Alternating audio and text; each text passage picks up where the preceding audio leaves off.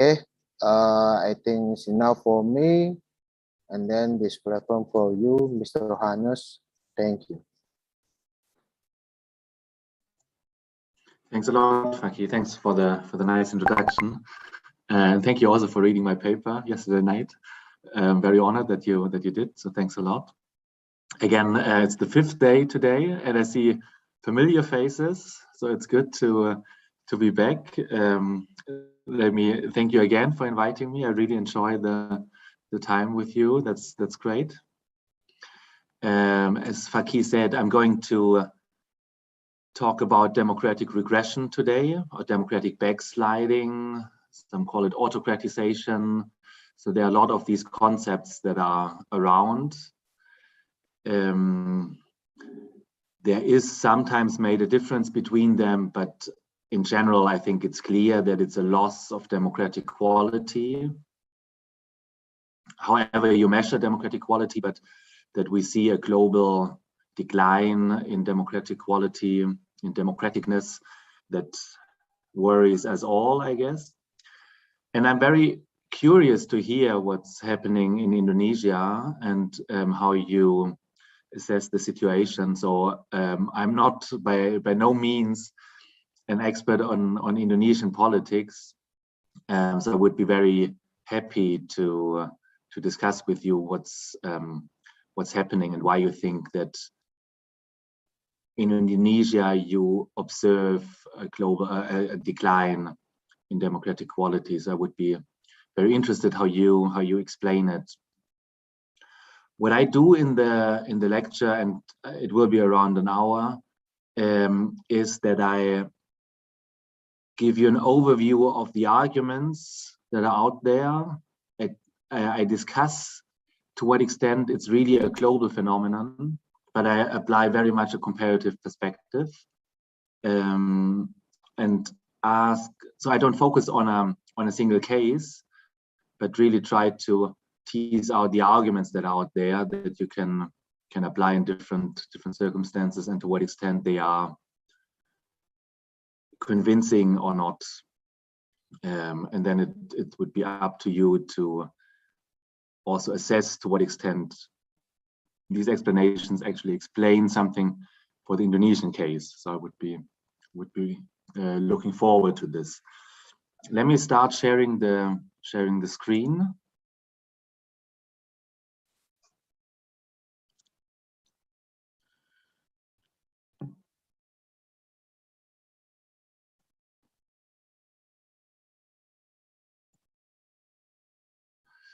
I hope and assume somehow that it worked.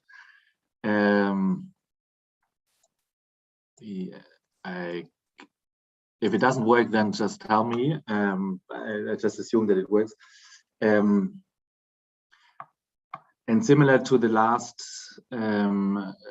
last lectures, it's important for me that if you have a question, or if you want me to speak slower or be clearer in something that I said, then you can also interrupt me while I talk. So that's fine with me. So the topic today is causes and mechanisms of democratic regression. As I said, so to me, it's not too important how we call it. So in the literature, you will find backsliding, de-democratization, autocratization, regression, recession, and so on. So there's a lot of concepts floating around. But what they all refer to are these people that we know from the news. Here we have Erdogan in Turkey, who in the last years, I think it's very clear and it's undisputed, that his rule in Turkey became more and more autocratic, or that he became stricter and stricter on the opposition. You have people like Putin, who says that liberalism has become obsolete now. Also a very strong attack on liberal democracy. And I'm going to tell you that there's a difference between liberal democracy and electoral democracy, and Putin being very outspoken saying that liberalism has become obsolete, has no future, and that now it's the time for like strong leaders, authoritarian politics, and so on. We have here Trump, of course, maybe the most puzzling figure, or at least it's still very difficult. So sometimes, you think it's very easy to explain the rise of Trump and why he came to president. But if you take a step back and ask yourself how a guy like him could become president of the United States, of such an old and traditional and long-standing democracy, with his troubling perspectives on a lot of different things, but I'm going to refer to the US example in a second as well. We have Duterte in the Philippines and his very, very strong kind of law and order politics, let's put it like this, and his fighting of drug criminals, or what he seems to be drug criminals, and also his style of governing. We have Viktor Orban, who is in Hungary, also extremely puzzling. So I just had a chance to hear a talk by Timothy Garton Ash. I don't know if you know him. He's an history professor in Oxford, and he said that Orban was a student of him back then in the beginning of the 90s. And he was very impressed by Viktor Orban because he was a young, eager student trying to reform the former socialist Hungary, and now himself turning to an authoritarian leaning politician. So, and being in the European Union, being troubling, and it's difficult for the European Union to deal with someone like Orban. And Orban being very outspoken in favor of what he calls illiberal democracy. I assume that you know, or that you have heard of it, but maybe I just remind you that when he talks about illiberal democracy, he makes the argument that liberalism is in favor of gay marriage, of minority rights, of refugees, of all kinds of what we would call very progressive politics, and saying that Hungary and he himself is against all of these things. Now what he does, and that's why he calls it an illiberal democracy. And now what he does is it's a trick, actually. So it's a kind of it's a hoax what he does, because what he does is that he equates liberalism with one part of what liberal politics could also be, like very progressive minority rights protections, of LGBTQ rights, of discriminated people. But that's one, and it's an important part of liberalism. But liberalism is much more. Liberalism is about individual self-determination, it's about civil liberties, it's about political rights, it's about rule of law, it's about checks and balances. So, all of this is liberal as well. And what he does is that he picks one particularly controversial, I'd say controversial, at least for some parts in the population, also in Germany as well. So, and says that's liberalism and that's why we're illiberal. And kind of redefining what liberal is, and distancing himself from liberal democracy. And my idea is that he can't attack democracy. So what he does is actually that he attacks democracy, or he attacks the independence of the courts. So he puts all his friends and fellows into important court positions. And the independence of the judiciary is severely harmed. What he does is that he infringes upon the media system, that oppositional newspaper get closed and so on. So these are very clear-cut attacks on democracy, but as he can't attack democracy, he uses liberalism as a scapegoat. And then a last picture, that's Marine Le Pen, French politician. She's in opposition compared to all the others. But elections will be soon, and it might be actually that someone like her could also be president of France. So she's right-wing populist, authoritarian populist. So that's the motivation of the talk. I guess you are familiar with some of these case studies, and that's the background. Now, what I presented you are these cases that are very prominent in the newspapers, or when we watch TV, when you watch the news. The question is now, for a comparative politics person, is that a global trend? Or is it only some cases, very prominent cases and worrying cases, but not a real trend? So, you know, we have these instances and they are bad, but it's not a global trend. Oh, I miss Bolsonaro. You shouldn't miss Bolsonaro in Brazil. You know him as well. So the structure of the talk is that I start with assessing if there is something like a global decline in democratic quality or democratic regression. So a taking stock exercise now,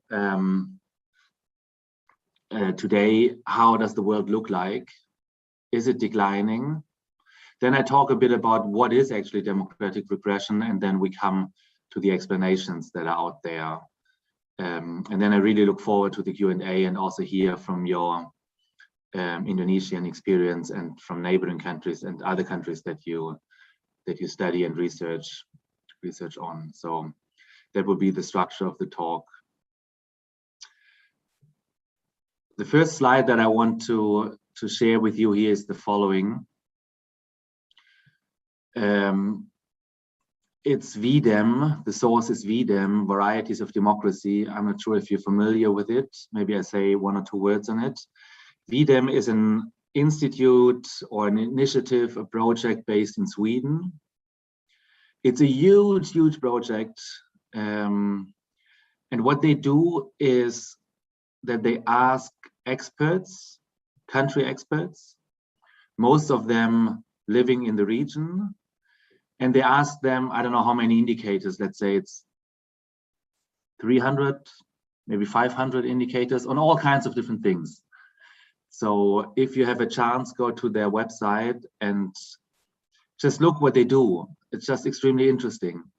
And they promise, and that's actually what they do, and I work with them a bit here and there and also proposed questions, is that they promise that they have at least 5 coders for every country and every year. So it would be Indonesia in 2000, Indonesia 2001, 2002, 2003, and so on.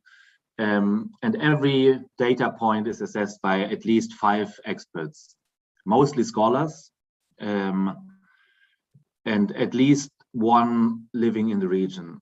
And then they have a very complicated system how they aggregate the data, and then they come up with these figures.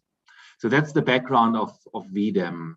So instead of taking official statistics that the government provides, they ask country experts for their assessment. And if you're one of the coders, then you get a lot of sheets, and then you need to code, and then you need to say, okay, I code the media freedom in China in 2012, this and that higher. So that's how it works. And that's the basis of this slide.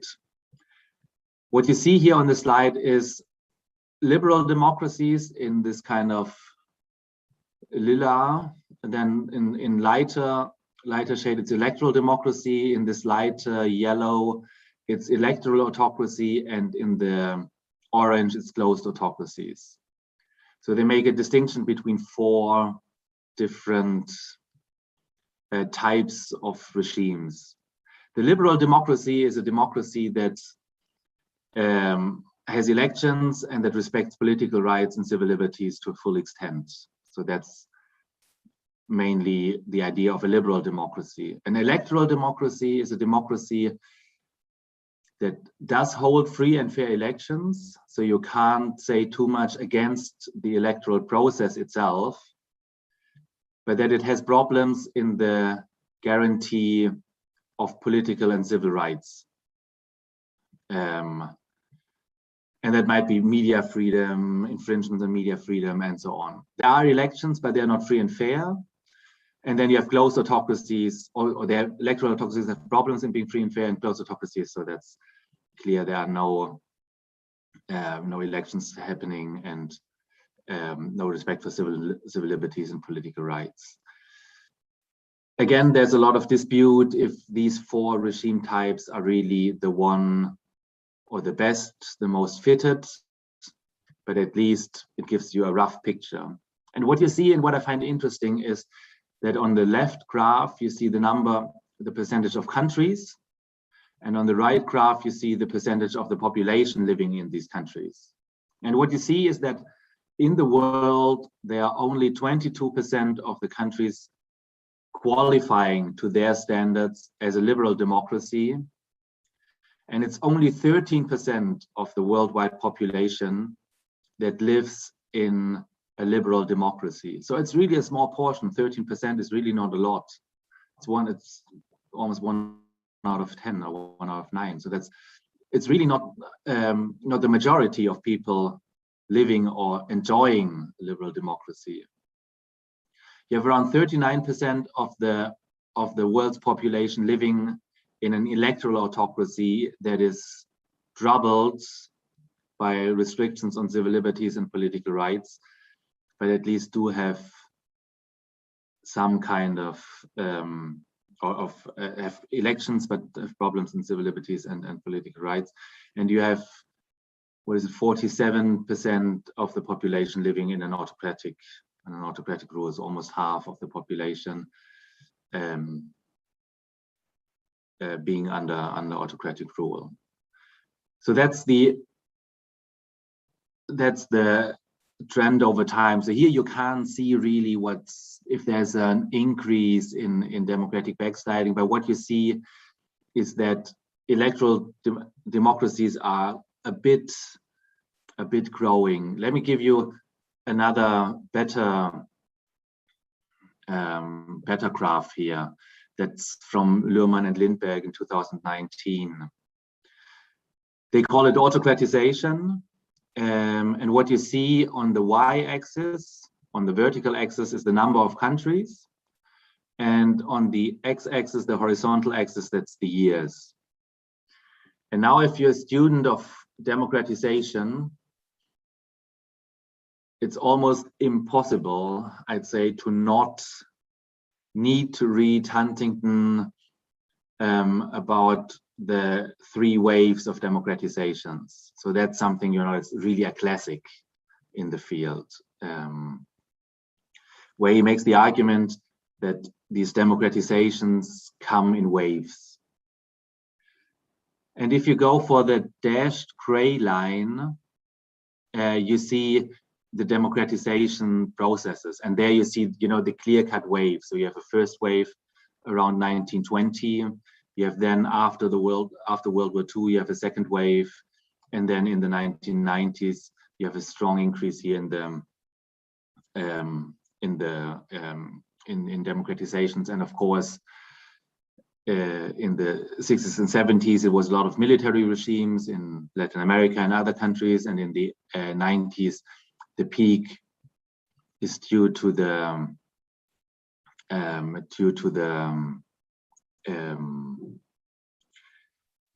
fall of the Soviet Union and what happens in Central and Eastern Europe. What is more important for us today is the autocratization. And if you look at the solid black line, so the thicker black line is ongoing autocratization, and the lower, the lighter one, the smaller one, solid one, is autocratization in former democracies. And what you see here is, say, from 2000, or maybe we start with 2010. You see this increase, a global increase in autocratizations happening all around the world. So in 2017, autocratization happens in around, what is it, like 27 countries worldwide. So it's a process in which democratic quality is declining. Now let me tell you, or let me talk you through a bit about the question of what autocratization is. Here again, you see these four distinctions between liberal democracy. Here it's called effective democracy, but it could be in VDEM it was more electoral democracy, and then you have electoral autocracy and closed autocracy. For quite a while, we've always been interested in democratization, so the process from closed autocracies to liberal democracies and the stepwise move from right to left, actually. And now we see in these countries worldwide that we have a process of autocratization. And Casani and Tomini, two Italian colleagues, they make the distinction between, is there any kind of political participation, or is there no political participation at all? So that would be the difference between a closed autocracy, so you have no say, no elections, and so on. Or is there something like elections that happened, but they are on an unlevel playing field? So that would be the distinction between electoral autocracy and closed autocracy. Then the question of public contestation in the second step, that's actually the most important step between an autocracy and a democracy. And that's a qualitative difference. And the qualitative difference is if you can have or if it's likely, or if there is a real chance that the elections will lead to a change in the government.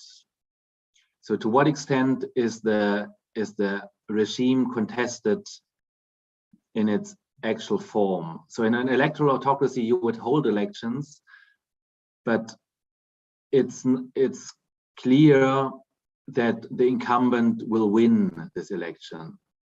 So there is no contestation about the election itself. So let's say that's Putin, Russia. So they do have elections, and the party of the president gets, I don't know, like 70% or something, but it's not really contested that he's going to win. Whereas in an electoral democracy, you do have a chance that the opposition will win. So that's public contestation, and that's the difference between an electoral democracy and an electoral autocracy. So to what extent there is some uncertainty. If you recall yesterday's talk, I made reference to the definition by Przeworski, who said that a democracy is a system in which parties lose elections. So democracy is really about losing, so that you enter a competition and you know that you might lose.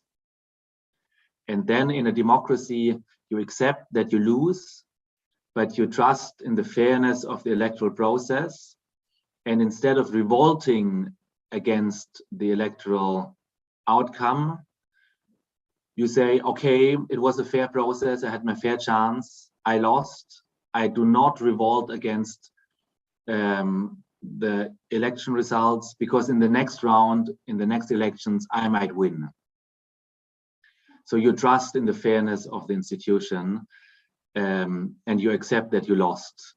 So that's the idea of a democracy, that it's a system in which parties lose elections. Usually we tend to define democracies as, the majority wins, but it's also important to say that the losers accept that they lost. And now the last step here in this conceptualization of autocratization that I really like. Also, if you are more interested in this topic, I really can recommend the book by Cassani and Tomini. It's a book from 2019. And I think the biggest strength of this book is that they deal with a lot of literature and that they bring together so many different things. So that's a big achievement, and I could really recommend you this, point you to this book. In the last step, I think it's called something like autocratization, or I would need to look it up, but if you Google Cassani Tomini 2019 autocratization, it's by Palgrave, a book, so you will definitely find it. And the last step between defective, they call it defective democracy, and not electoral democracy, but let's leave this aside for a moment, and liberal democracies is to what extent the executive is limited or not. So if they do not observe limitations and they could rule almost single-handedly, then or they're unconstrained by the judiciary, say, or unconstrained by the parliament, by other, the checks and balances not working, and you have a very strong executive dominance. That would be happening, say, in Orban's Hungary, where the judiciary has become politicized and not being neutral, not being kind of the checking instance. Then that's an electoral democracy, and liberal democracy is where you would have these checks and balances and the rule of law intact. So that's the idea of autocratization or democratic regression. So I jump a bit now. I recognize that I jump also a bit between these terms. So let me say that on an empirical level, most scholars would agree that there is something like a global decline in democratic regression, in democratic quality. You saw how autocratization is the stepwise conceptualization. And now the question is, of course, what explains it? What are the, what is out there to explain democratic regressions? And there are different ways of bringing order into these current explanations. And it's, the field is exploding. So everyone is worried about what's happening. And what I do is that I try to bring them into some kind of order and to highlight the factors that are used for explaining democratic regressions, and highlight one or two studies that are out there. But for me, it's more important, to give you an overview and to bring order into all of these explanations that are currently out there. So the first one is socioeconomic explanations. So I think that's often referring to social inequality, income inequality, economic problems that are used by strong leaders to legitimate their rule. So saying, okay, we fix the economy and so on. It's also used in a sense that they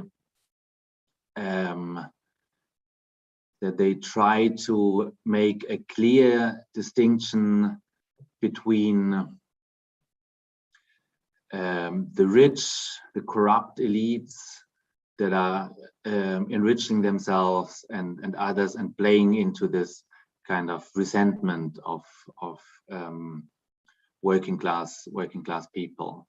So socioeconomic explanations often work with social inequality or economic inequality, income inequality, as well as macro factors like GDP growth, inflation rate, and so on. So if these are declining, the chances for democratic regressions are increasing. People fear, or people lose faith in a democracy. The more cultural explanations are the ones where you make a very strong distinction between the communitarians on the one hand, and a kind of of a liberal elite that is detached from the normal people. So the stereotype that is used is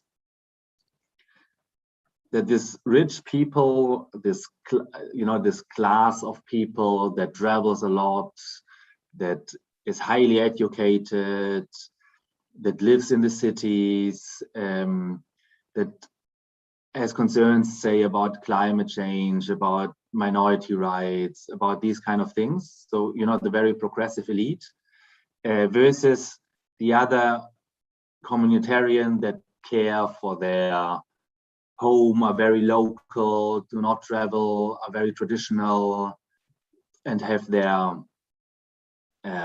stronghold, in the region. So, and this is by several authors called a new cleavage.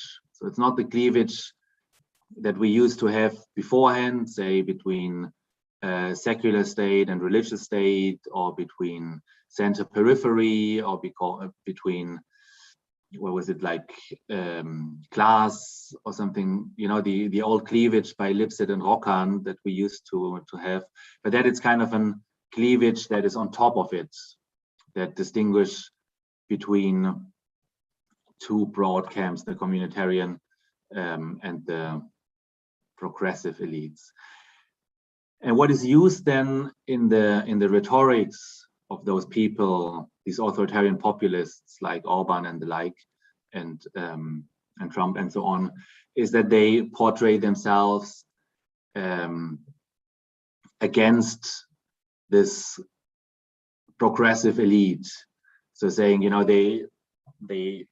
that's a politician. So it's always against this class of politicians, this corrupt class of politicians, whereas they portray themselves as a man of the people, an ordinary person, and so on. And that's particularly for Trump, it's a bit ridiculous, him being so rich and so wealthy, and so to some extent also coming from such a rich family. So in German, there's a German saying that you have a golden spoon in your mouth. So that you have like the best starting chances that you could have. But what they do is that they portray themselves as among the, they know what the people think, and the slogan is always against the elite, but also often against foreigners, against migration, against influence of something that they perceive as threatening. So it's almost always they play this xenophobic card, that they refer to the foreigners, the migrants, as a threat to the national unity or the culture of the nation. These are cultural explanations. The political explanations are that political parties are no longer able to kind of absorb this potential, so that there is a crisis of political parties, a crisis of political representation, but also a political explanation is that the international organizations have gained too much influence, and that because often the international organizations are not elected by the people, and there's a strong resentment, for example, in Germany against the European Union and what they do in the European Union, so that they are doing what they want to. And also a political explanation is about technocratic rule, so that you have experts that rule and that are detached from what the people actually want. One way to put those different explanations together is a demand-supply side explanation. So is there a demand for autocracy, and is there a supply side for these authoritarian values? So that's what's often made. So the demand for authoritarian values would be people demanding for strong rule, demanding for protecting the nation, fearing migration, and so on. And supply side would be more that the governments and the parties and the political actors that, you know, provide these narratives that are then picked up by the people. So these are the current explanations that are out there, and I have no so it's totally fine. There's no criticism in it, but that's what is currently discussed. I would like to propose one more way of thinking about it, and that would be to distinguish where the problem actually originates. Where is the root of the problem? Does it happen within the democratic institutions, or does it happen outside of the democratic institutions? And that's what in the introduction we has already been said, that I tried to make a difference between erosion and decay. So the question is if it's exogenous or endogenous. And in other words, it's to argue, is there a problem in the democratic institutions the way they are designed now? That would be, you know, the seeds of the destruction are in the institution itself. That would be a decay argument. So there's something happening why it's internally decaying. Or is it something, an external influence, a cause that is generated outside of these institutions, and, you know, that works into the democratic institutions? And that's erosion. And for the remainder of the talk, I will talk about this difference and also familiarize you a bit more with the current explanations. So let me first say that erosion is a metaphor that you see a lot in the newspapers, but also I put down a lot of arguments here by, you know, it was just like very randomly that I went through the current literature. And almost all, like McFall speaks of erosion of Russian democracy, Gamboa of erosion of democracy in Colombia and Venezuela, Mainwaring, Pizarro, Bermeo, Dari Diamond, the Videm people. Everyone speaks about erosion, and these people are really the finest scholars that we have in comparative politics. So I don't take issue with the argument itself, but the only thing that I would like to highlight is that if we take erosion as an explanation, there might be much more behind it than the mere metaphor of it. Because when you read these articles, you recognize that they could exploit the idea of erosion much more, and that's not what they do. Now let me say you what erosion is, and if you think back to geology in your high school, erosion is a process, and here you see the picture on the left-hand side. Erosion is something that either by wind or water, you have a substance. Here you have a kind of a rock, a stone, and you have wind that hits this rock, and you know that slowly, gradually blows away the substance, blows away the sand or the stone. Similar to water, if you have if you have a stone in the water and the water underwashes the stone, it gradually washes away the substance of the stone. The stone becomes smaller and then rounder and so on. So what happens in erosion is that you have a substance of something, the stone, and you have a force that is outside of the stone, and that hits the stone, the substance of the stone. In a similar way, an erosion argument for democratic regression is that you have a democratic institution, a set of democratic institutions, and you have an outside force, wind or water, hitting this democratic institution. So that's the erosion type of argument that we have. Let me talk first to the erosion arguments that are out there. So one argument is to say that Levitsky and Way, I don't know if you heard of their work. Levitsky and Way said something like democratization, so they talk about democratization, the opposite process, happens because of an international influence, and the international influence is divided by two things, by linkage and leverage. And the idea is that the closer autocratic regime is linked to a democratic regime due to economic trade, due to communication channels, due to mutual visits, due to tourism, and so on. So different things, how measuring how linked they are with each other. And the closer they are linked to each other, the better the leverage is for this democratic regime to democratize the autocratic one. So that's the idea of linkage and leverage. If an autocratic regime gets close to a democracy and gets very intertwined with it, then the democracy has a better leverage, better way to democratize it.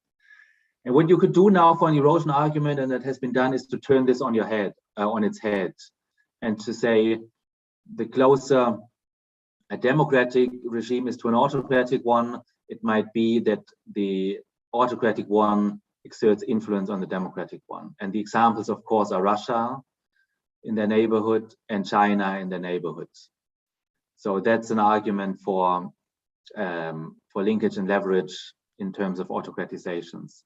So that they, China, Russia, and maybe also Brazil to some extent, and so on, Turkey, that they autocratize their neighbors.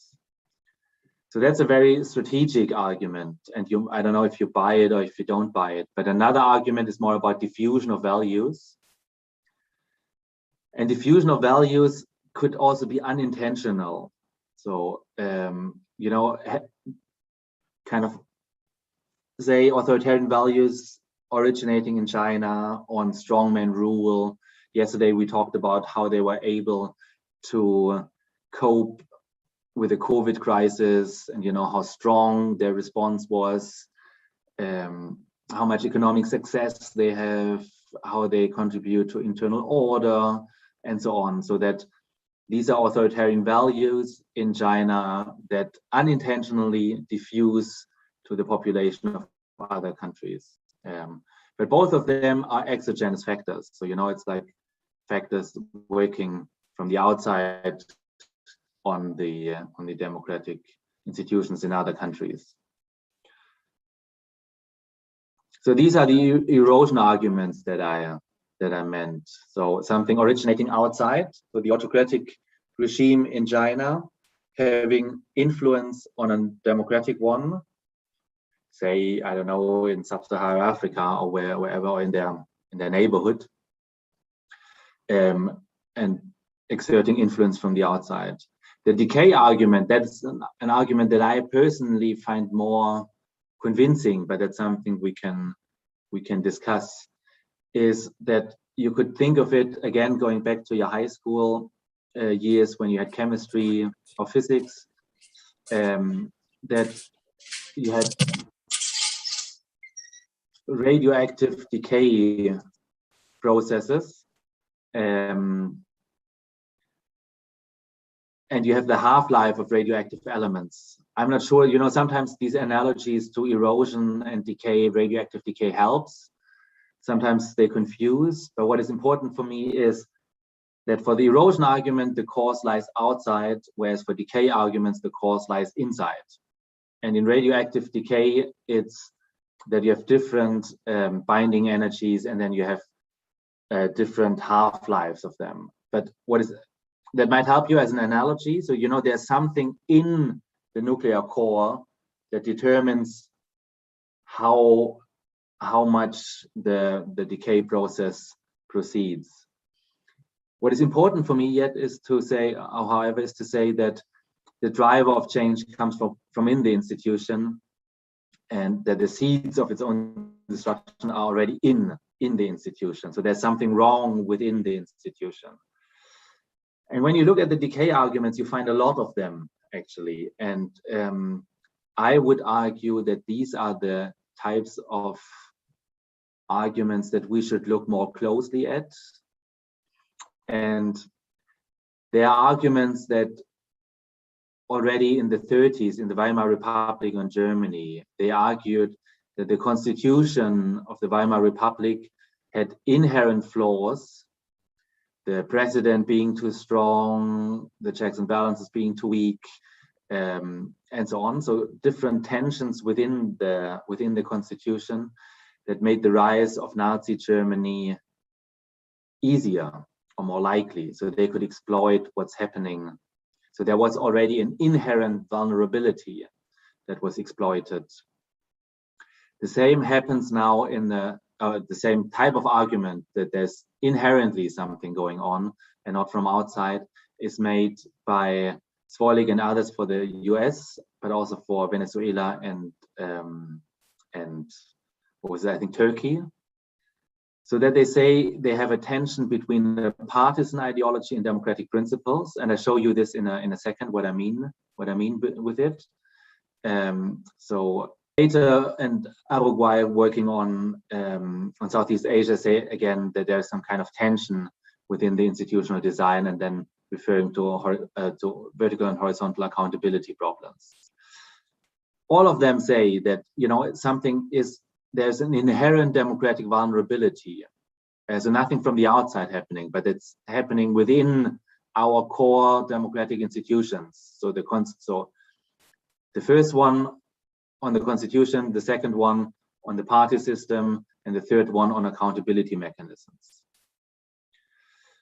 Legalism arguments are out there, so that's saying that the judges are replaced by pro-government people, and we talked a bit about Levitsky-Sieblatt on rule compliance by key actors, and that's something that I referred to in previous talks. It's about accepting the loss, and particularly how you treat, so that's what Levitsky and Sieblatt take up from Linz, how you treat your political opponents. And that was troubling in the US as well, so that your political opponent is not viewed as a political opponent, a legitimate political opponent, but really as an enemy. And that you try to attack the oppositional candidate on a very personal basis and arguing that he has no legitimacy to run for office. So a very obvious example would be Trump in the previous campaign attacking Hillary Clinton and arguing that she should go to jail, so lock her up was the slogan. And that was troubling because she was not viewed as a legitimate political opponent, but really as an enemy. But again, you know, that happens within these competitions, nothing from the outside in the sense. I would like to end with this argument by Zwolig and Graham, and what they did for the US, Venezuela, and Turkey was an extremely interesting experiment that tells you how polarized and how troubling the situation in the US is, but also in Venezuela and Turkey. So these were the experiments, what they did. And now what they did was, and that's what you see here, it's a candidate choice selection. They randomly choose people and asked them, gave them this information that you see now on the screen as well, and asked them first, you know, for their own like education and background and income, and also their preference, their vote preference, if they are more Democrats or more Democrats or more Republicans, and gave them these two candidates and saying in the end, which candidate do you prefer? So on the bottom. So the kind of very basic information. And it's a brilliant study because what they did is that they were interested to what extent a follower of the Democratic Party compared to a follower of the Republican Party would vote for their candidates, and that was obvious. So if you are if you say that you would most likely vote for a Democrat, then you would vote for the Democratic candidate and Republican for the Republican. So that was obvious, and that happened. So that was clear. But what they did is that they put this here in. I don't know if you saw it while reading. What they said is that they smuggled in this experiment a very anti-democratic component. So the position here of candidate 2 was that this candidate 2 supports the proposal to reduce the number of polling stations in areas that support Republicans. So that's a very anti-democratic means to suppress voter participation. So what it says, that the Democratic candidate would like to reduce the number of polling stations in an area where Republicans vote, saying that, and it's obviously the idea is clear. So you want that there are not so many Republicans voting, and they did the same. So in this experimental setting, there was random if you got if this anti-democratic means this voter suppression was on the Democratic or the Republican candidate. And what happens in this, and what is the significant result of this experiment is that Democrats, when they see party supporters of the Democratic Party, when they see that their Democratic candidate does something undemocratic, voter suppression, then they would not vote for him, despite the fact that they are close in partisan interests. Whereas the Republicans value partisan interests higher than democratic principles. And that's really troubling. So if you as a Republican vote for your Republican Party, even if they do some kind of voter suppression measures, and they ask for other gerrymandering and other kind of undemocratic means, and if you value partisan interests over democratic principles, then I think we're in trouble. And that's something that they showed for the US, for the Republican Party for the US, but also for Venezuela, for people supporting Chavez and for people supporting Erdogan, that they put the partisan interests over principles of free and fair elections. Okay, so let me conclude, and now I talked for it's like an hour now, so I'm good in time. What I wanted to convey today is, when you think back of the first slides, that there is a global trend in democratic regression. You see the numbers rising if you think back of this slide. So there's autocratization ongoing in a lot of countries, and it's not only the very prominent ones that I showed at the very beginning, but there is a global trend. Now the question is always how strong this trend is going to be, or how it develops. But as of now, we see a trend. We see that there are different explanations for it, and I made the case that we could also think of endogenous versus exogenous one. So if it's inside the institutions or if it's outside the institution. And that's not only done for the sake of putting a new distinction out there, but it's really done for the sake of analytical precision. Because if you say it's happening within the institution, then you really need to dig deeper in what happens in the institution itself. So, and if you think it's outside of the institutions, then that's the place to search for. So you need to be precise in where is the cause actually originating, where's the root of the cause, and that might inform also our advice to political praxis, our policy advice to our governments. But let me end with one way ahead, where I think that there is some research done now, but it would be much more to be picked up now, is research not only on explaining why democratic regression happens. So as I said, there are I don't know how many studies out there, and it's extremely difficult keep up to date. It's almost like almost like a business in explaining these regressions, these autocratizations. But what is less out there is how democracies could actually defend themselves. What they could do to counter these attacks, and that would be my last point today in this talk, and also kind of a plea to you as researchers and as scholars and students to maybe think of how democracies could defend themselves as well. So I stop here with the input and really look forward to the questions that you have. So thanks a lot for listening, and happy to take questions. But also if you just would like to comment on the situation, so I don't need to answer, and I don't feel really competent in answering what's happening in Indonesia, but I would be just happy to engage in a discussion. So thanks a lot for your attention. Thank you. Yeah, thank you, Mr. Johannes, for the interesting presentation of the democratic regression.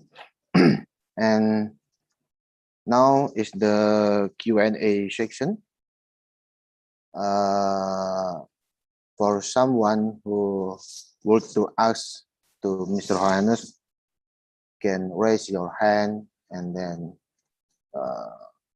or maybe drop the comment in the message section.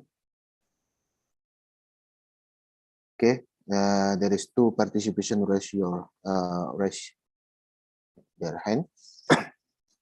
We need 3 for the first section. Or maybe we can continue with this 2 participants. The first, Fatia Wahani, maybe. And the second one is Faris. For Fatia Wahani, go on. The time is yours now to ask to Mr. Johannes or maybe a comment about the presentation. Go. Okay, thank you so much, Mr. Faki, for the opportunity, and thank you as well for Mr. Johannes for the clear explanation. So, Mr. Johannes, I've got a chance to slightly read the paper you wrote under the same title with today's session's topic, and I happened to read this part when you mentioned that the democratic regression, which occurs in this country, can actually be named after electoral narrowing. And that being said, electoral narrowing is to blame for the regression, as in the electoral process here, electoral laws are often used to raise the hurdles for the competition thresholds, and then nomination procedures, as well as financing, campaigning, and such stuffs.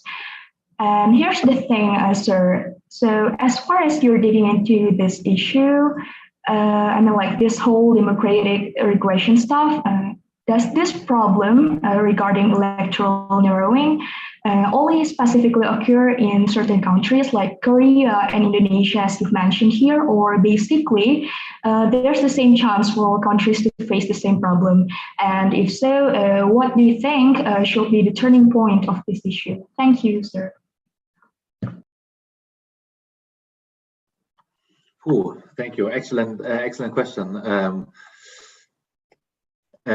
But very difficult to answer. So if you had asked me these questions some time ago, I would have been very confident to say that the electoral laws in established democracies are very solid, and that they are very difficult to turn. And you rightly note that there are different ways how you could influence or manipulate elections. So the electoral narrowing that you referred to, the nominations, campaigning, financing, access to media as well, to what extent this is fair to all parties, and so on. So some years ago, I would have been much more optimistic that in established democracies, you would not see these kind of things happening, so that these institutions are very solid and robust and strong, and so that's not happening. This kind of this electoral narrowing and this bending of the electoral laws is not happening. But now I'm a bit more cautious. So in the European Union, we have two countries, mostly like a bit more, but Poland and Hungary are two countries where you thought for a long while, that they're really on this path towards consolidation. So usually you make the difference between young democracies or and more mature, more consolidated democracies and so on. So and now it's 30 years after they democratized. And what you see in these countries is that both had kind of really worrying phenomena happening. So on the one hand is the judiciary, but also the media system. If there are elections, then there is no fair representation in the media of all opposition parties. What they discuss now in Hungary is that all opposition parties unite against Orban, so that they do not run on their own tickets, but that they join forces and run against Orban in the next elections. The mayor of Budapest being the candidate that is now said that he will have the best chances to be the candidate of the opposition. But this opposition ranges from left to right. So the only thing that unites them is that they're against Orban, and they do not run for themselves, as kind of they are kind of, say, the Liberal Party, the Social Democratic Party, the Communist Party, on all kinds of things. They do not run on their own ticket, but they join forces. And that's troubling, I'd say. But that also shows how much the electoral laws are in favor of the incumbent, so that they think that's the only chance to overthrow Orban. So the bending of electoral laws, so it seems to happen more often in younger democracies. I think that's clear, because the behavioral patterns are not as institutionalized as in other countries. The examples that you mentioned, although I don't know, it's always a bit. I always feel a bit uneasy with these arguments about young and mature democracies and the one learning from the other. So that's always implying a kind of hierarchy or a kind of know it better attitude. But the chances are usually lower in consolidated democracies that they have this electoral narrowing, but still it happens. So and the Hungary case being now really the most prominent one here in Europe. Does this answer your question? Okay, I guess now everything makes a good sense. Thank you, sir. Cool, thank you. Okay, Faiz, maybe? Go on, Faiz. Yes, sir. Hello. I'm very sorry I keep asking for the past 5 days, but your explanation has been very, very insightful. So yeah, I would like to ask about the justification of democratic backsliding, because democratic backsliding is surely harmful to the civil rights and liberties of citizens. But again, I would like to contextualize my question to the pandemic of COVID-19, because I plan to write my final thesis regarding this. So maybe I can get some insight from you, sir. Similar to my question to yesterday, I argued that there has been a rise of authoritarianism in the middle of COVID-19 because of a few reasons like sentiments and demagoguery. My question then is, do you think it's justified for governments to sacrifice democracy and experience a democratic backslide and shift into a much more authoritarian rule for the sake of solving COVID-19 pandemic and creating authoritarian and non-democratic policies. Because I personally believe in autocracies, as much as I hate them. I believe centralization of power allows a much more decisive action and much more stronger and restrictive policy that is effective in trying to combat COVID-19. But if we compare this to democracies, maybe democracies are able to offer conspicuous and transparent information, but the decentralization means that there will be a lack of response or a slower response to COVID-19. So do you think this sacrifice of democracy is justified in trying to combat COVID-19? Maybe that'll be my question. Thank you very much. Yeah, Faiz, thanks a lot for the question again, and again a very interesting, intriguing question that you posed. So thank you for your continued questions in this regard.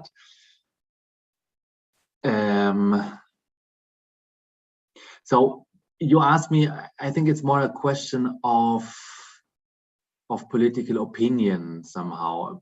Or let me answer your question, one in my personal political opinion, and then a more political theory perspective, political science perspective. Now, if you ask me as a citizen in a democratic system, it's clear that you should never ever sacrifice democracy for fighting COVID or fighting a pandemic.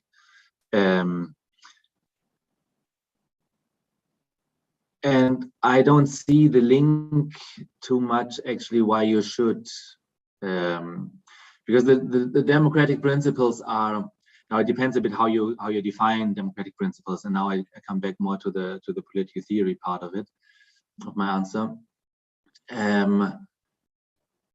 If you equate centralization of power and a very strong reaction to a crisis situation to an autocracy, then I think that's a mistake to make. All countries, irrespective of their regime form, be they democratic or autocratic, would need to centralize decision making, would need to have a strong and a quick response to the COVID crisis. All of them. So the virus doesn't care if it infects a Chinese person or a South Korean person or a Indonesian or a German person. So everyone needs to cope with it, and the challenge is the same for all of them. If you look to the democratic countries, they also responded to it, and they responded to it in a quick fashion. And I'm not sure, I think that's an empirical question, and I would be interested if you have data on this, if democracies have been better in fighting the COVID crisis or autocracies have been better.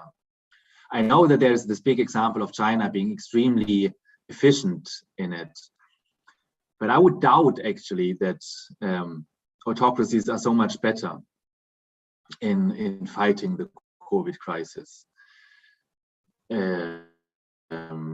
So I said yesterday that I had this talk with or this conversation with an expert in Iran on Iran, and now of course the numbers in Iran are difficult, so you shouldn't trust the statistics of Iran too much, like how many people really got infected.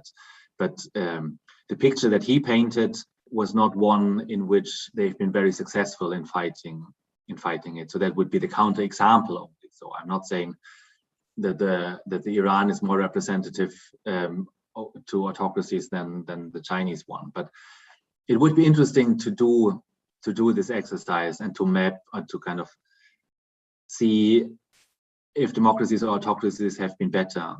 But I really warn against the argument that centralization of powers and having a kind of a strong reaction, it should be equated with autocratic rule.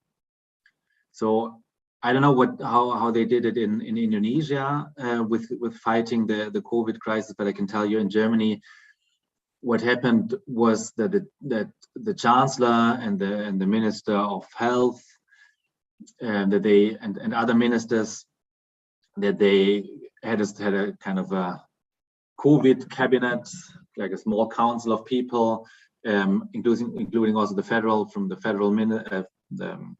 states in Germany, and trying to increase the reactive capacities of the state. So, and they've been criticized for concentrating power, but they needed to concentrate power, and you needed to impose these measures. You needed to impose the measure to not travel, that shops are closed, that museums, cultural institutions, and all kinds of things are closed, people going bankrupt. So that happened, and there was not an enforcement problem in this sense.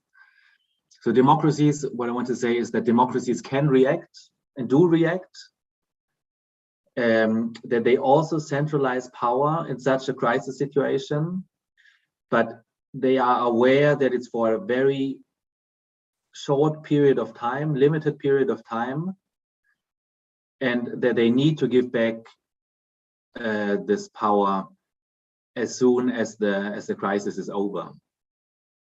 Now, one interesting aspect could be to inquire to what extent, and it might go to your direction, I'm not sure if that's an angle you look at it. What would be interesting to see is if country governments in backsliding countries, like in autocratizing countries, use the COVID crisis to justify their authoritarian regime and consolidate their authoritarian regime by using this crisis. That would be interesting to see if that's happening, and that they don't give back the power that they once centralized in this crisis, but that they keep it. I could imagine that this happens. I would need to think now of cases, but I think that would be an interesting angle to look at it, and maybe it would be also interesting for you in your when you work on your thesis. How much they make use of the crisis to justify their restrictions of civil liberties, and then after the crisis is over, do not give them back, but that it's a catalyst, that it's kind of making this process faster. That would be interesting to see. So I could imagine this kind of argument, but I think I would not go all the way down to say that autocracies are better equipped to fight COVID. That's something that I would not do, because also the long term, how much are these measures accepted by the population? And I could imagine that in a liberal democracy, and there's a lot of debate about these measures, that people get persuaded much more about the value of them. So that would be my response to this. But thanks a lot for the question. I think it's a huge problem now, how we as political scientists deal with this COVID crisis. And for me, maybe that's the last word, and then I'm happy to take more questions and comments. The COVID crisis is, of course, a health crisis, but it's as well for us political scientists really a question: how much do you trust your government? It's really a question of trust in the ability and the capacity of your government to be able to cope with these challenges. And it puts a test on how much you think they are able to handle this. And I guess that's in all countries, so irrespective if it's democracies or autocracies. So it's really a question of legitimacy of a regime, referring to what we discussed earlier this week. But maybe I stop here and then take more questions and comments. So, but thanks for the intervention, guys. Faiz, do you have another comment? Or maybe Can I, Pak Fakih? okay, Mr. Fajar. Yeah. Mr. Fajar. Okay, thank you, Pak Fakih. Yeah, Johannes. I just read Larry Diamond's book about three wines, and I interest with the question in your last slides. Is democratic backsliding drive outside or inside? Drive endogenously or exogenously? Compared to autocracies 3 or 4 decades ago, in my assumption, there were some similar things in some countries like developmentalism, military intervention, fake election, and domination of one party in party competition. But today, autocracy occurs through institutional channels, through democratic institution. Why can so many similar things happen at the same time? Is it related to the current global geopolitical change, such as economic expansions of China and Russia, or disappointed with US domination? What do you think, Johannes? Yeah, Fajar, thanks a lot for the question. And I think you're totally right, and that's a very important observation that you make, that autocracies today have changed, and I would say that the reason behind it, and that's also, I assume, Larry Diamond's argument in the book, that democracy as a norm has become so powerful worldwide that it's difficult for any autocratic ruler to talk against the democratic norm. So there are these world value surveys, and you might criticize the world value surveys and say, okay, it's biased, and there might be problems with the world value survey. So I'm not saying that it's the best and the single best source, but actually it's a source that tries to ask people in all countries worldwide what they think about certain political issues. And one question that they ask is, to what extent democracy is the best system, or you favor democracy? And it's about, I think I would need to look it up, but I just recently read it, that it's above 80% of all people worldwide in a representative poll saying that democracy is the norm, the best system out there. So if it's over 80% supporting democracy, then that's a very powerful norm. So there's no other norm out there that is so powerful, then, that is so much shared. Now the question, of course, is that people understand democracy in different terms.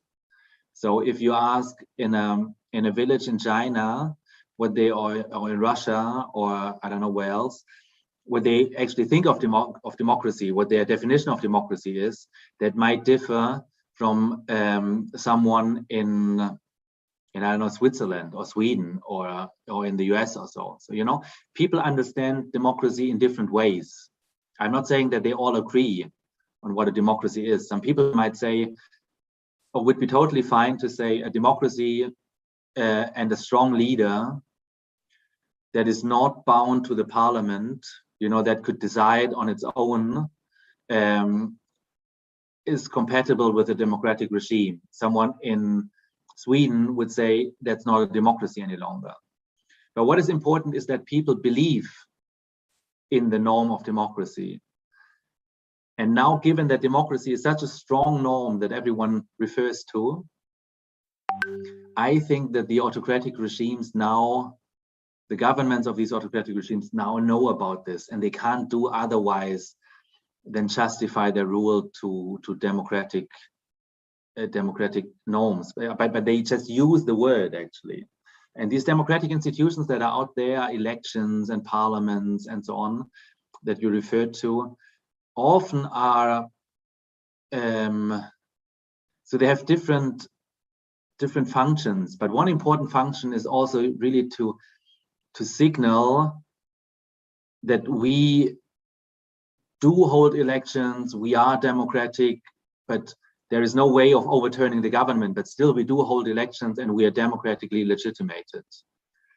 So I think that's a very kind of a smart move actually, or that's a necessary move of autocratic leaders, that they need to refer to democratic norms, democratic elections in particular. Now, there are other arguments for these democratic institutions, particularly elections, is that elections are like a monitoring system. So that's a more strategic tool in the hands of autocratic leaders. It's almost like a competition for political talented leaders. So if you hold elections across the country and you see one person getting a lot of votes, you try to promote his or her career because you see, okay, he's someone who really gets the votes from his people. So in this sense, it's kind of a barometer for political talent that you can use as an autocratic leader or as autocratic leadership. So there are different explanations why these democratic institutions are actually out there. Another one is that refers particularly to parties, is that a party is able to reduce conflict within what's happening in the party, so that it smoothens conflicts that are happening. And often you have rules how the power is handed over from one ruler to the other and so on. So, you know, they have also kind of functions. So in this summing up, I think there are three ways of seeing it, why these democratic institutions become so important in autocracies. The one is that you need to justify your rule, and the democratic norm is very important. The other one is a very strategic one, that you could use democratic institutions to, you know, see where are the talented persons. And the third one is a more functional argument to say that these institutions provide incentives that intra-elite conflict is settled within the elite, you know, and not outside of the parties and so on. So these are different explanations why we have these institutions. But I think the assessment that they are out there and that more and more autocracies need these actions and need these parties and, you know, need to play this democratic game somehow, I think that's something that will accompany us for the next years. Yeah. Thank you. Thank you. Okay. We move to the second section of the Q&A. Maybe there is some other participant would like to ask to Mr. Johannes. And maybe for the time we wait the other participation, I would like to ask Mr.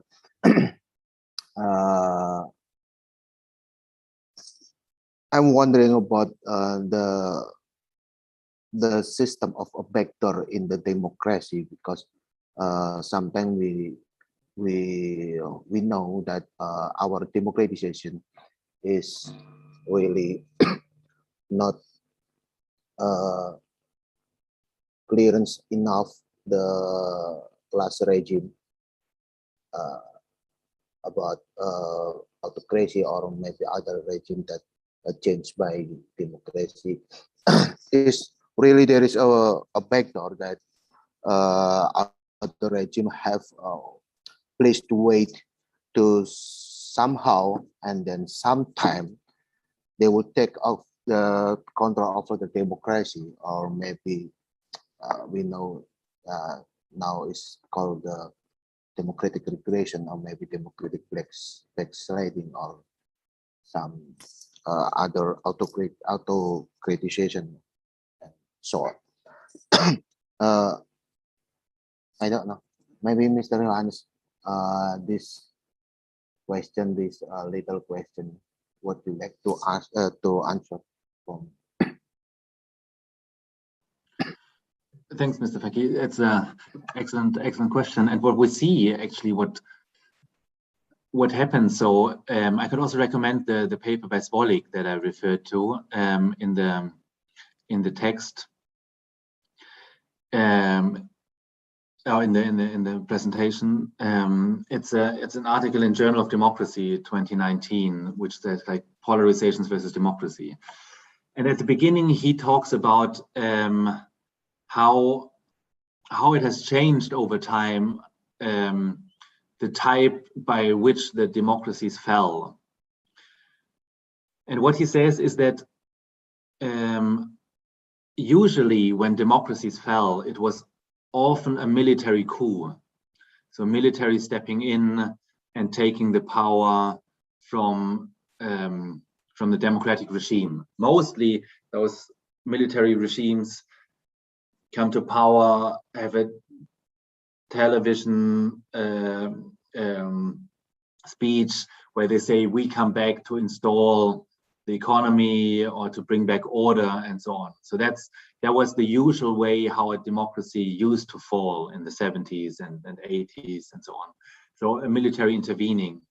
What we see now much more is that it's an executive takeover, that a government that is democratically elected, like the Orban example or other examples, that is democratically elected, amasses power over time.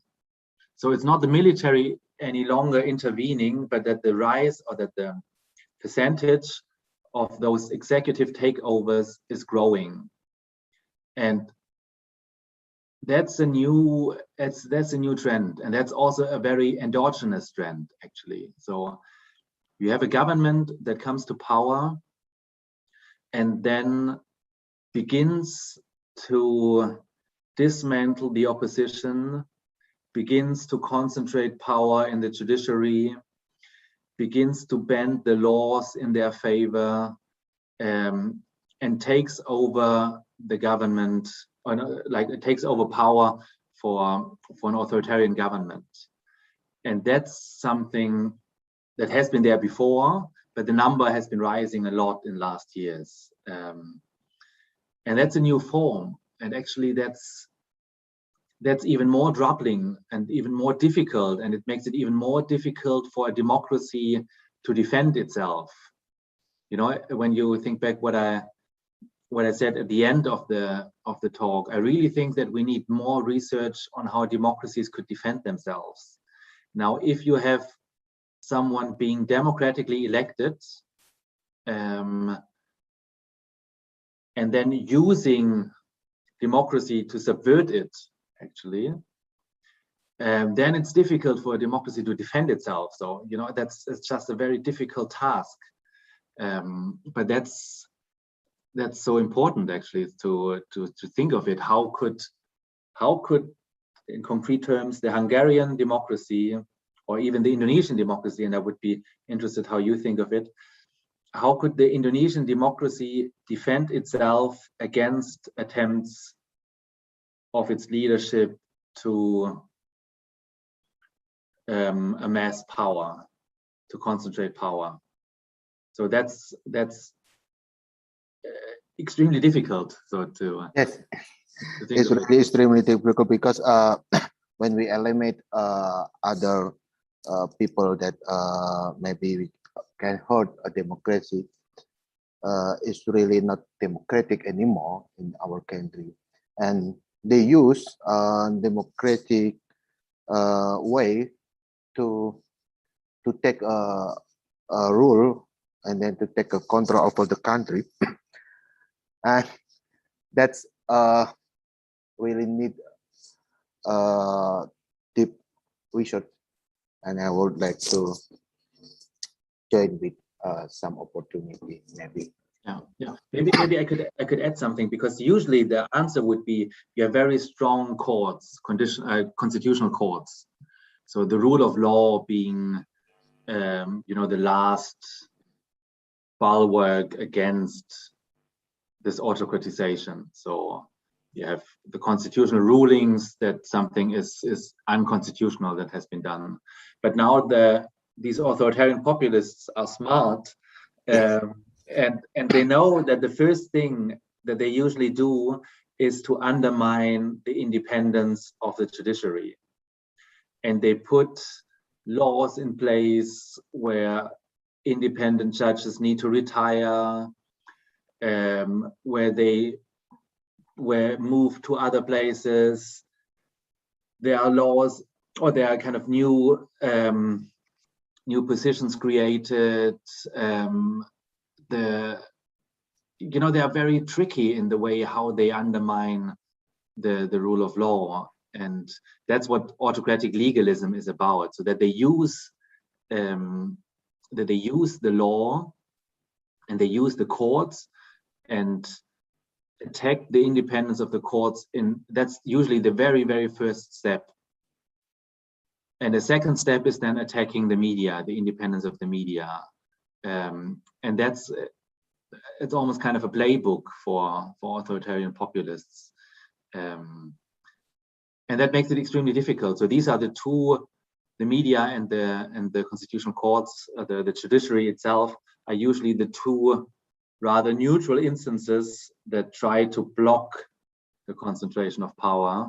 But these are also the first that are attacked in very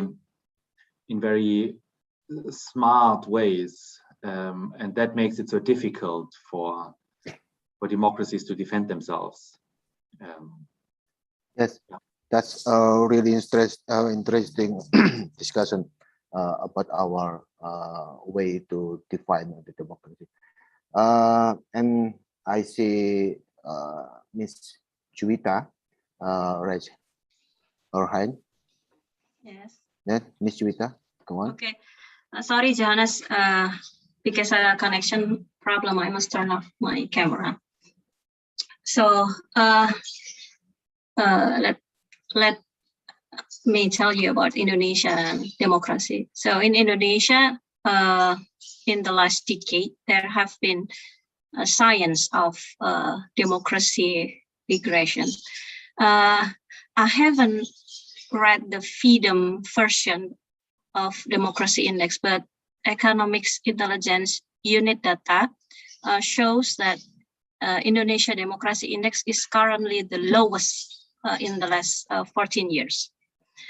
The Indonesian government itself measures the democracy index through the Central Bureau of Statistics.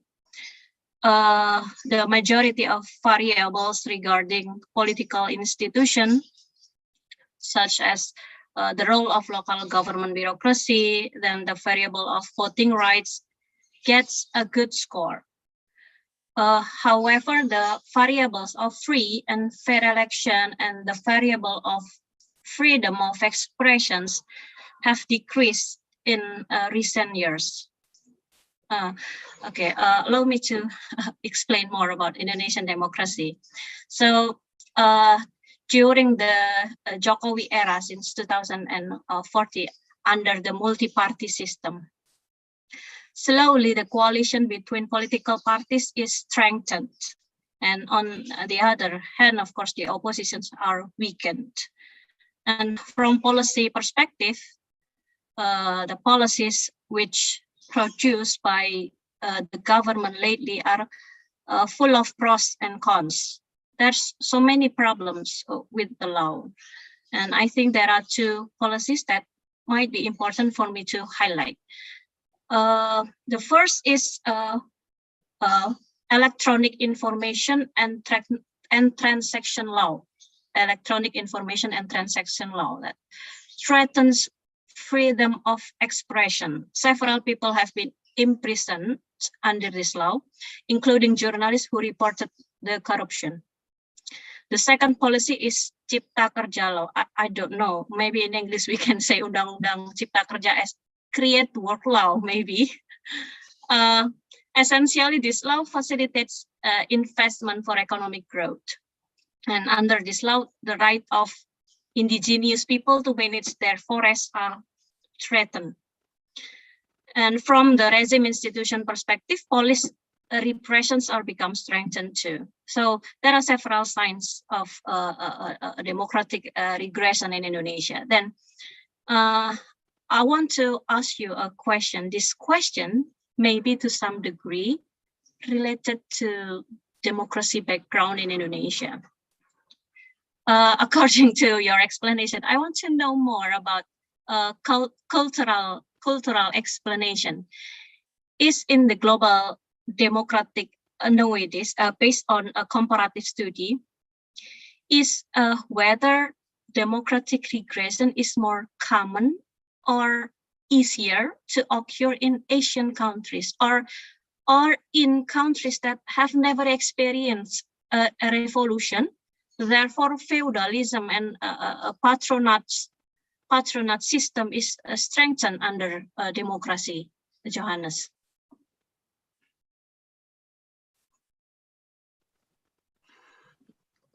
Yeah, Jovita, thanks a lot. So really excellent points, and I'm very happy that you explained the Indonesian situation to me.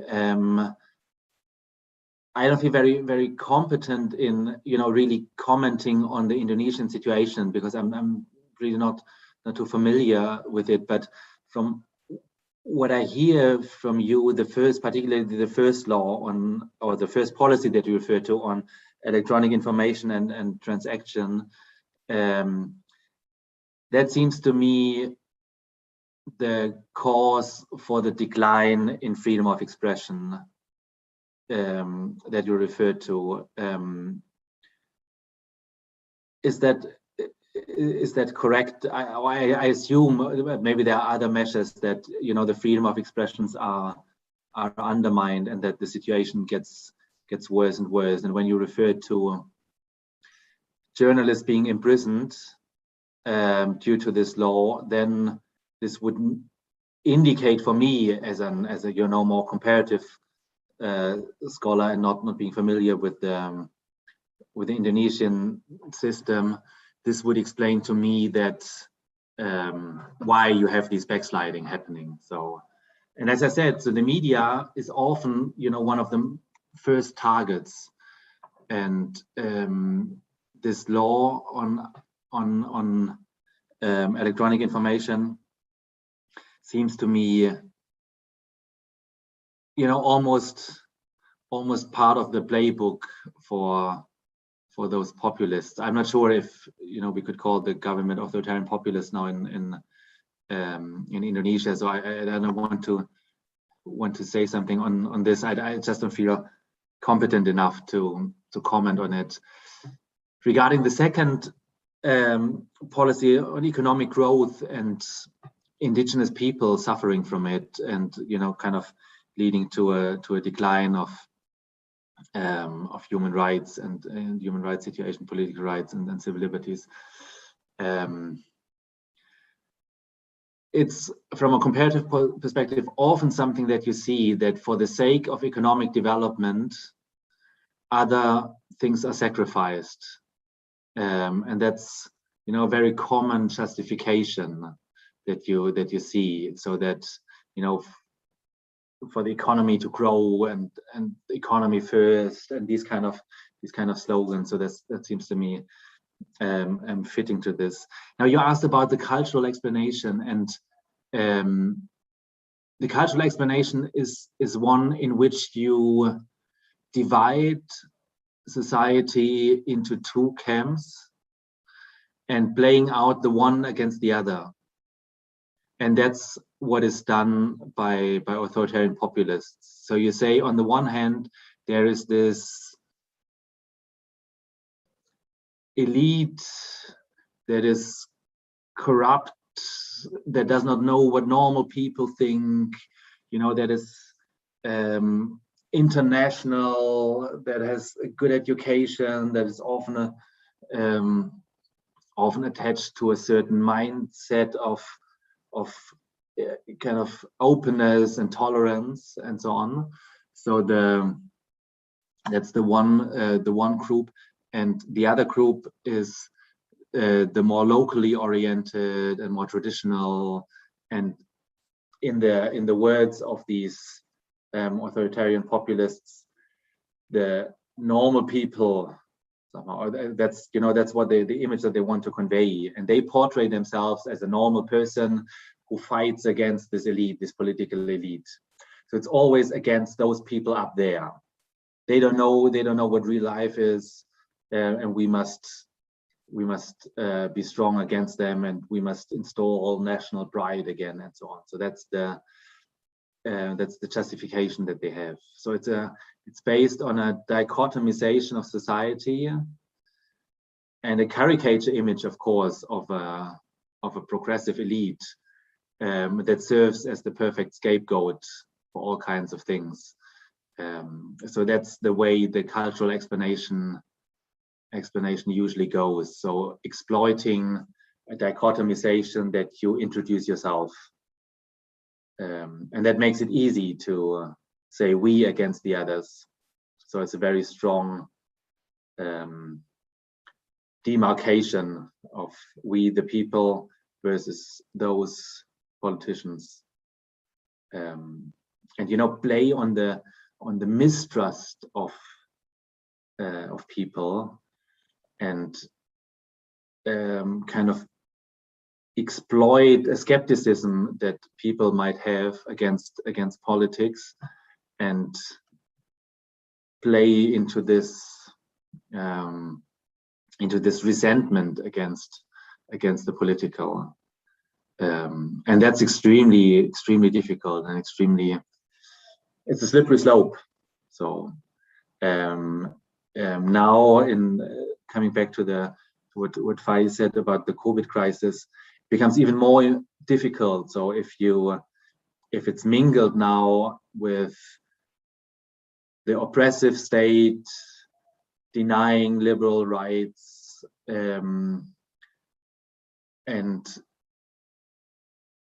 now it's almost like a slogan of those people that deny the severity of the crisis, say that Germany has become a dictatorship now, which is ridiculous, of course, but still, it's something that the authoritarian populists in Germany, that they play with, that they do not say this is complete nonsense, but that they play with this resentment, and that they play with this kind of skepticism and mistrust against politics. And maybe that's why I say that this crisis today is really a test of trust in our institutions, or kind of a litmus test for our institutions. Yeah, Jovita, I'm not sure if I covered the points that you wanted me to talk to. If there's something that you would like to ask, please. Okay, yeah. So cultural explanation is not about whether democracy is compatible with people habits, like which is people habits is related maybe with patronage system. Yeah. No, it means more the political culture. So maybe I should call it the political cultural explanation.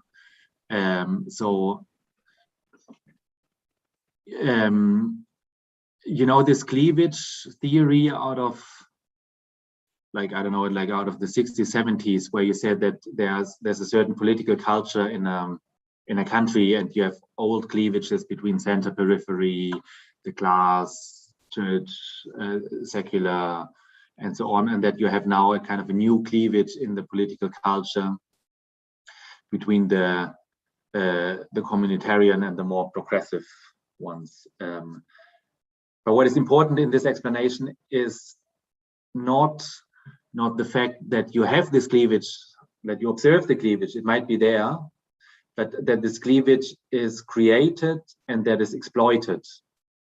by those authoritarian populists. So that, you know, they dichotomize society into the normal people and the detached elite, and exploit this cleavage that they created themselves. So it's not about like cultural variables in the way you just said now. So it's more this political culture of a political community. So okay, I think it's clear enough. Okay, does it make sense? Yeah. Okay. So maybe I should. Yeah, but I think you're right. It's a bit misleading to say it's cultural explanation, because it's more the political cultural explanation. Oh, okay. Political cultural explanation. Yeah, I think it's better to frame it this way, I think. But thanks for the clarification. I think I should have been clearer here. Okay. Thank you. Okay, thank you. Thank you, Ms. Juwita, and thank you, Mr. Johannes. Maybe this is the last question from Mr. Juwita to close this Q&A section, and we move the last section, the last statement, closing remark from you, Mr. Johannes, and then we close this interesting class today. Thank you. Yeah, thanks a lot. I think I'm not. I don't want to give a summary of our discussions, but again, it has been very stimulating, very interesting to me. So it's just great to be with you and to discuss these things with you. Very happy to be and learn from you, and so that's great. I thank you for joining. Thank you for participating. Thank you for raising questions, but also, of course, for listening and thinking while we talk about these topics. I fear a bit that this topic of democratic regression is something that is with us in the next years to come.